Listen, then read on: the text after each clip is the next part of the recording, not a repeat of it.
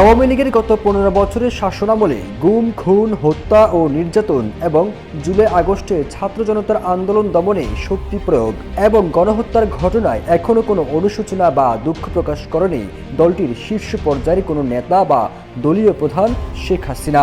দলটি এখনও দাবি করছে সবকিছু ছিল একটি ষড়যন্ত্র। এমন অবস্থায় সরকার বিরোধী আন্দোলনে যাওয়ার পরিকল্পনা নেই আওয়ামী লীগের। তবে দলটির নেতারা আশা করছেন জনগণের হতাশা বৃদ্ধি পেলে অন্তর্বর্তী সরকারের সমর্থন কমে যাবে। বিদেশে পালিয়ে যাওয়া একাধিক নেতা মনে করছেন এখন সরকার বিরোধী আন্দোলনে যাওয়ার ঘোষণা দিলে দেশে অবস্থান করা কর্মীরা বিপদে পড়তে পারেন। ক্ষমা না চাইলে আওয়ামী লীগ পুনরুদ্ধার কঠিন হবে।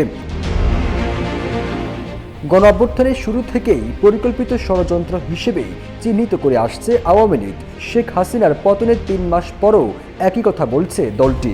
আওয়ামী লীগের যুগ্ম সাধারণ সম্পাদক আহমদ বাহাউদ্দিন নাসিম গণমাধ্যমকে জানিয়েছেন, গণঅভ্যুত্থান ছিল একটি পরিকল্পিত ষড়যন্ত্র। Double million offer Walton fridge কিনে পেতে পারেন 20 লক্ষ টাকা, রয়েছে কোটি কোটি টাকার নিশ্চিত উপহার। ইউনূস সরকারের কথাবার্তা ও কাজকর্মেই সেটি পরিষ্কার হচ্ছে। তিনি বলেন, সরকারের প্রধান উপদেষ্টা নিজেও সে কথা স্বীকার করেছেন।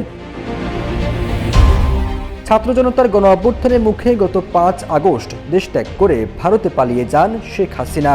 এরপর থেকে তিনি ভারতে অবস্থান করছেন। শেখ হাসিনার পতনের আগে এবং পরে তার পরিবারের অন্যান্য সদস্যরা দেশ থেকে পালিয়ে যান। ফিরোজ আলম, জয় জয় দিন।